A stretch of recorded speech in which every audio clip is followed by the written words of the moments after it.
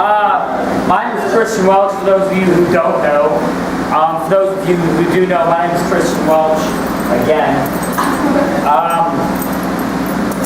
Thank you, Victor, and Anonymous, Steven. Why? You drove me here. Sure. Gouge Wave Roden, Alaska, Twin Cities, pity offer. Okay. Yeah, right, that's what happens when you pay attention to, like, who's on the show? Oh, no, I'm not going to be a jerk. Okay, I apologize, everyone. I want to start first and foremost something that I've been starting for a little bit now with the statement that God is great. I went on a mini tour recently, and for the first couple shows I said it, and it just felt really dishonest because I was saying it and then moving on and just doing my poetry as if it was just like a passing thought or something. And then like a couple shows after, I started actually explaining the reason for saying it, and it felt a lot better because the whole purpose behind it is because without God, I would not be doing what I'm doing, let alone I would not exist. And He should come first before all things for those reasons, because all things are nothing without Him. And I like to promote honesty, and you know, I believe in being honest. I believe if there's something, you know, bad inside of you, you should still be honest about it, but you should work to where when you are honest, you don't say bad things. Yeah, I hate them is an honest statement, but you should get to a point where when you're honest, you're not saying that you hate other people, because I don't know, if you don't know what hatred is at this point in your lives, then we need to seriously rethink our language. But again, I like honesty. I started wondering one day through a weird situation in writing this poem about the little generic instances of finite small talk that these people encounter on a day-to-day basis. Things even as minuscule as, hey, I like that shirt, or those are nice shoes and beautiful earrings, for some reason seem to get miscommunicated in these instances. And I started wondering one day how nice it would be if we actually told each other the truths about what we want in these instances. Because no matter how much you seek after shallow things, or wanting to be sexual with a person in a dating environment, or you know, seeking someone just to fill a place in your life, there's something inside of you that is screaming for 17-hour-long conversations and to be with them for as much as possible, and screaming for human interaction on an actual compassionate and loving level. No matter how much you fill yourself with darkness, you will never be able to get rid of the light. You will only be able to suppress it, but that does not mean that it's still not there. And I started to wonder one day how nice it would be if every once in a while someone walked up to you and said things like, I like you as a person, and your finite flesh trembling on the inside, though you may be, as if we don't see that you're more afraid of scars than the people that actually leave them. How your arms are like doors with rusty hinges on them because they never quite open up all the way to let people in. How your fingers grow loose when you're trying to hold on to a handshake because you're too busy trying to hold on to our attention long enough for us to notice that it's hard for you to hold on to anything. How you walk as if no one would notice it if you tripped over your own tongue right now. The way your hair falls, the purpose between your breathing and the last time you cried over something more than the ending of a movie. How your mouth does not seek water before you speak because you don't feel your words are alive anymore. How if I died right now and you can't casket trash, you would label it as an interesting day instead of changing your lives, even though you do know how easily good people die. How you look at us through dryness, how you break your eyeballs against the world trying so hard to see the beauty in it. How you stop and breathe as if someone said made you go just long enough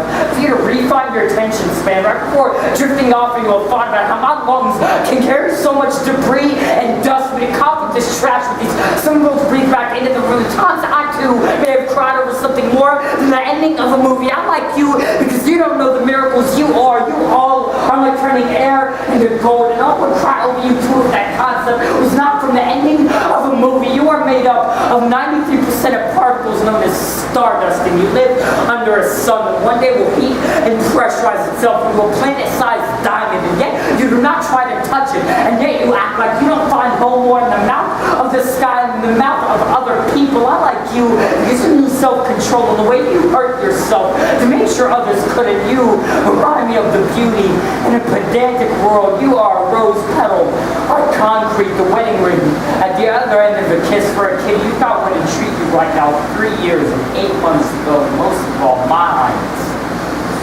wish.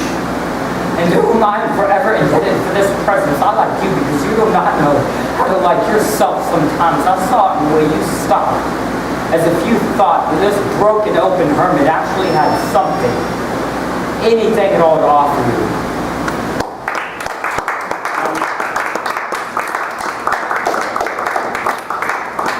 I thank God for water, but I want tea so bad right now. Oh, I'm for it right now. Sucks a little bit. No complaints. God provides. I do have CDs and crap on me, as well as information for some other extremely dope artists. The spoken word artist I met, Chris Bernstorff, who's freaking insane.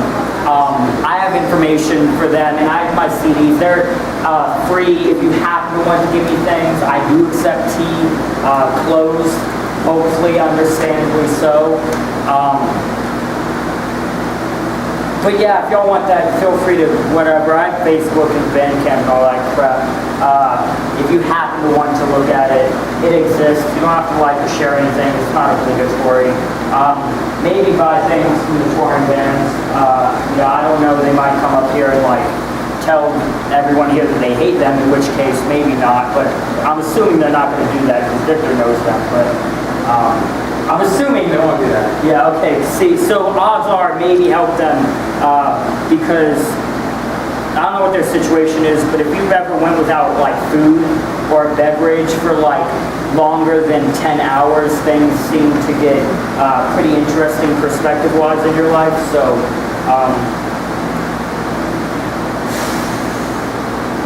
I don't even know what any of that was about. I don't know about anyone here. I personally have realized for some reason amongst people it's a lot easier to say things like I love you at 3 a.m. than it is at 12 in the afternoon. And I'm not sure why that is. I understand oftentimes the last thing you want to hear at 3 a.m. in the morning is honesty. If you let me be honest with you, I'll let you open up to me. Your car is gone. Or your girlfriend is again, or you didn't have enough money for alcohol. Maybe you had too much. Maybe a guy passed you like a secret through his hands, and that's why you were so quiet. Shake up every night. Your body jammed like a magazine, trying to manage PTSD. You've seen it slip through you. Post-mortem spot shower can't clean off shrapnel when it's dug this deep, or you keep seeing your dead relatives. You delve into self-prophetic cannibalization, whatever is eating away at you. Listen to let it click into the spindles, turning darkness throughout the vessels of your hearts, your bodies, maybe cities in ruins, but it's never too late to start rebuilding them. Stop hanging from your own halos, a train of highways wrapped around your collarbones and back. Have you ever seen a palace made out of glass gears rise out of red dust? I can see one shattering the liquid of your eyes every time someone respects you enough to look into them. They are so beautiful, but you would not know that because you have not looked into your own mirror for months. Your skin is a cavity of fever. You scrub dust and you become a pale person full of ghosts, full of midnight things, and you allow yourself to believe you can see better with your hands covering your eyes. I understand that the world is so polluted, it's hard to feel at home because we can never look up at night and it's faded photographs of who we used to be, but your body is a gunshot that got caught pulling the trigger on himself. Out of hand to catch the thought, stop the blood splatter on what we're stuck with is that matter of fact you are not of any man's creation, so break the highway out of your halo and do not let any construct that can be the death of you. I understand when we we open those 8th grade note passes that they never checked yes, but one day ticker tape love poems will fall from the sky for the honey of our lips, and someone will kiss you as your heart drops into the zero of your stomach turning over inside of itself. You are only you, so stop using the excuse that you weren't yourself, because you can only ever be what you are. It is impossible to be what you're not. You cannot not be you. You can one day be what you're not now, but when that day comes, be what you're going to be. That will mean being what you are. It is a matter of present tense being presented with all of time's density. So be drenched in the light, soaked from the wound of much you or you. I'm not married. I do not like people. I deal with anxiety. I see the full scope of the dirt. Everyone's lungs are rot through. If I've turned my back on myself, and I'll look into my mirrors into disgusting things. Disgusting things, people who let me love them both like a slow dance in a mosh pit. I woke up to demons once, but I hope you all hear this. Through the static clapping against your shaking bones, I just want to tell you my body. I want to tell you that this is what a temple looks like. Place your hands onto your chests and say, this is what a temple looks like, feels like when at home most lonely. Place your hand where your heart pushes hardly through to the surface and just listen.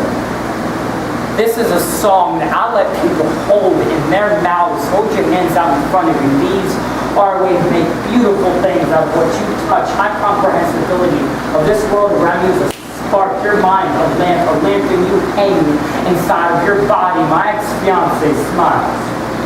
I have a heart that is true to me, not to it. I'm honest to everything, including myself. My eyes are oceans. I'm blessed with gifted words that flourish inside of me. There's at least one person who will come to me on an interstate at midnight and try to push my car out of the ditch. I woke up today and I know God.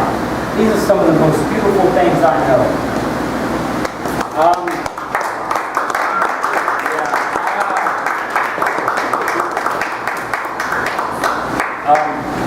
I'm trying to go quick because we got to watch Galloway later, so we got to get to that.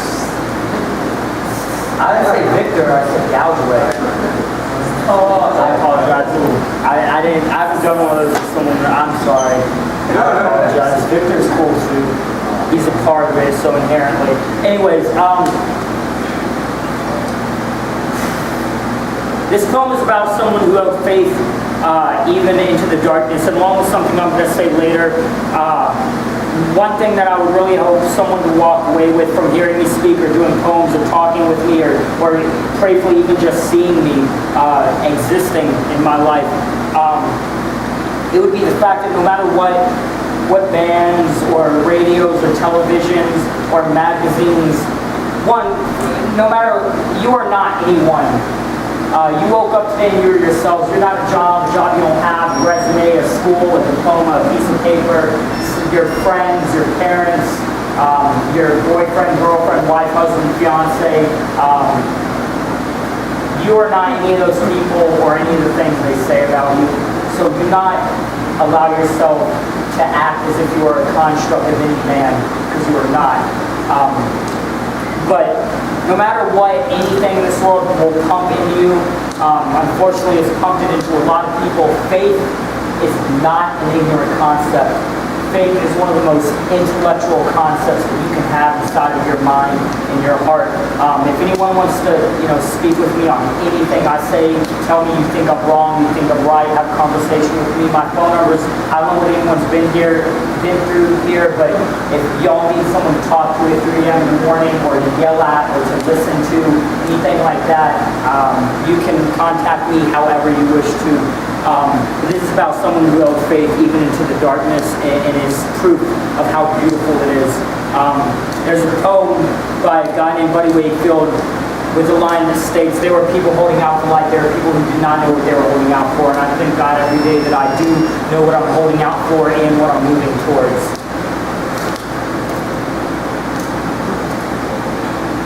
Earth is made up of mostly water. Earth is made up of mostly us. We are oceans, and the way we breathe, like deep sea whale orchestras, when you listen to the crack of bodies clashing, or just hide them in the caverns too deep to see. From the surface of our skin, see, we have the power to beat shorelines into submission like gazes and make people take down their sand castles, or at least open the drawbridge. Please don't let it drop. We might break too easily, like the sand in between our toes when we walk ourselves, to try and find the answers. They say if you hold conchos to your ears, you can hear us breathing, but if you break both your distance, you can hear us crying, but if you break us, really break us down on the inside, you can watch us sink. Why do you think that they call people with water forcing from their eyes rock bottom? We are forces, but we're nonetheless, because we are still children. We get dark sometimes beneath the surface. If you dig deep enough, you won't be able to see the light anymore. People out there know how easily we break against rocks, and why they make their veins rot. With the lighthouse spaces and reflections of razors, holding out for life is hard. When the earth is made up of mostly us, we're all trying to grab some. Some of us, we wash up to catch air. Stephen O'Leary was a 16-year-old that moved to my church. They used chemotherapy to pump the sun down into his depths, in between the pearl, pumping and breaking against the shifts and plateaus of jutting ribs in that skin that got so pale sometimes his waters look green like islands. That heart that nearly beats a storm, making his skin shift as a pitch blackness. It sounds like God being a good one. He is a good one. When you listen to the conchos that were caverns, holding out for life like a kid, holding out for life, but if his heart washed in tides, would you still be there for him? Because most never care until it affects them. But we all float in the same ocean. Open your shorelines, people. Let down your rocks and let the water wash up on your feet every once in a while. There are some of us who would give tsunamis of ourselves just to feel the touch of a person again. They were people. We still are people who do not know what we're holding out for. Like an ocean in its calmness. Like they seem to leave the past away. Alright,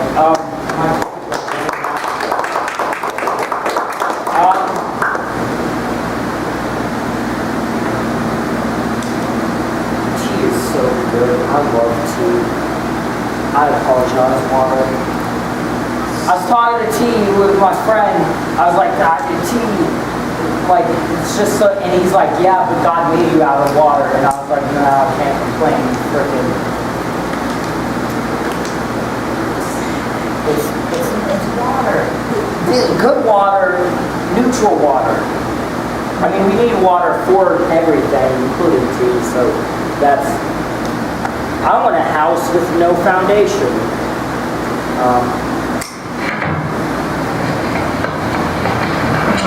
You never even came. You never called. You forgot about me. How could you forget me? Oh, I did not forget you. I would never forget you. I hate you. I hate you. Can you not be mad at me for 1 second? Because I want to tell you one thing, okay? Okay? Because last night I was writing you a letter. And then the words were got too big, okay? This is just the body has a cold. And I said, dear Lucy, I'm sorry I maybe hurt your feelings. And I was thinking about you all the time. And Lucy on a hammock. And Lucy at school, and Lucy in the sky, and kisses and hugs daddy. And P.S. I love you like the song. P.S. I love you like in the song. Okay? Okay.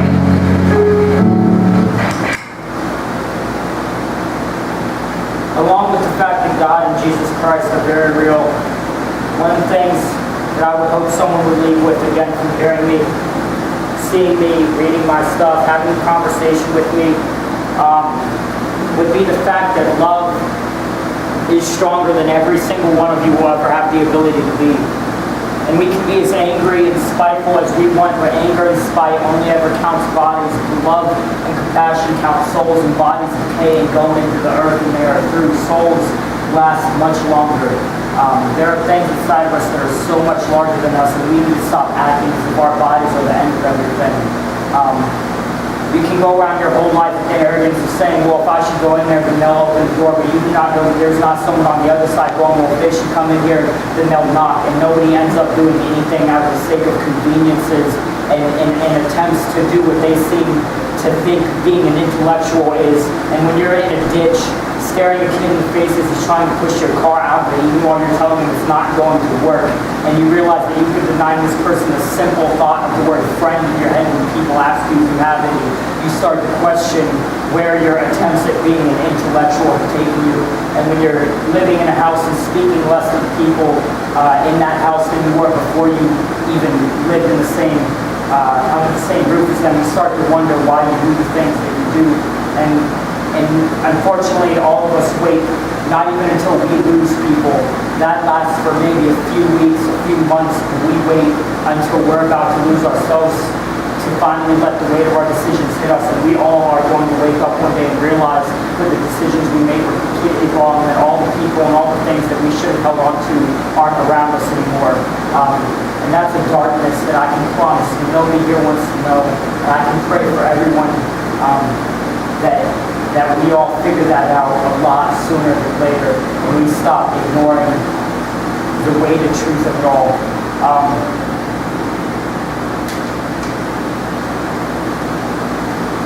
There are loved ones in the glory whose dear forms you often miss when you close your If there's someone that you need to forgive them.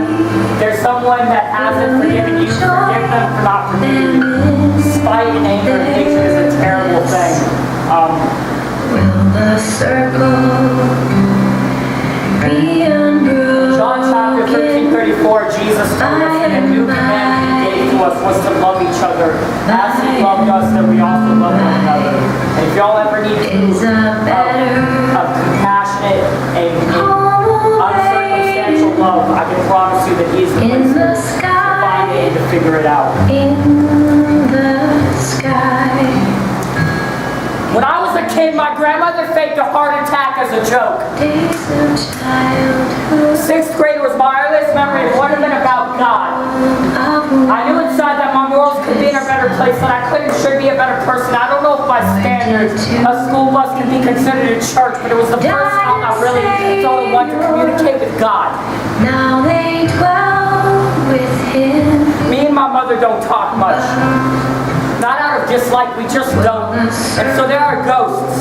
And so there are people, beings in other places like my mirror, which I finally began to look into again. So I hope every poem to be a hidden ending, like the risks of us as we all are fish trying to shoot ourselves inside the barrel. I hope that I might hear something that'll bring me to where I need to be, because if I can live with myself, then surely I can live with them. And when beds are made of pools of our house, we finally sleep sound. I hope I won't waste away any final moments. Will there be anyone left in the end? When I was a kid, my grandmother faked a heart attack as a joke, and I freaked out a few years ago. My great uncle found her on our couch in the hospital, diagnosed with diabetes. He said that had it been another 10 minutes, she would have died.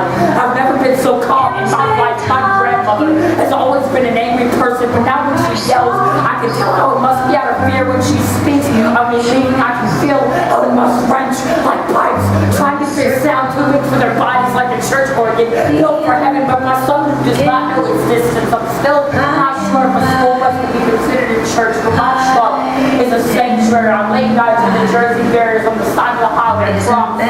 But I want to make myself, when I'm in an intersection, to wrap around my body. I'm wondering why I'm thinking about these things. It's life where a universe lies already dead, but pulling themselves apart, trying to see the good things. I do see the good things. My mother is not a ghost story. I cleaned out with fires and flashlights. My mother is incredible, and yet I know that my breath is out of distrust, and my will is still over my head. The one thing I will feel to stay over, that I do not think you have to spend more time with her or any of the other people that I love in my life.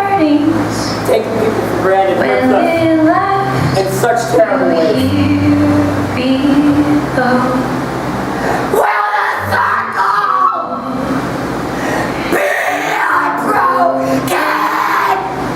By and by,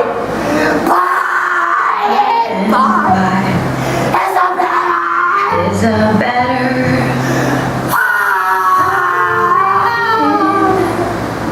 in the sky, God in the sky. one by one.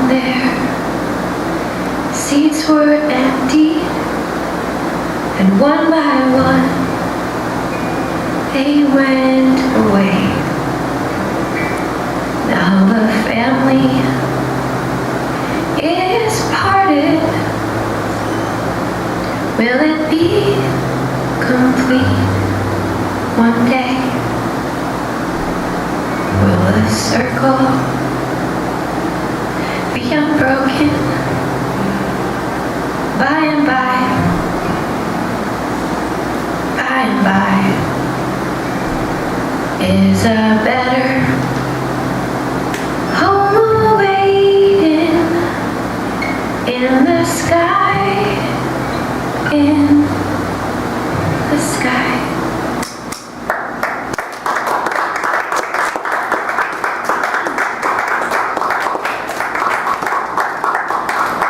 Watch the offer.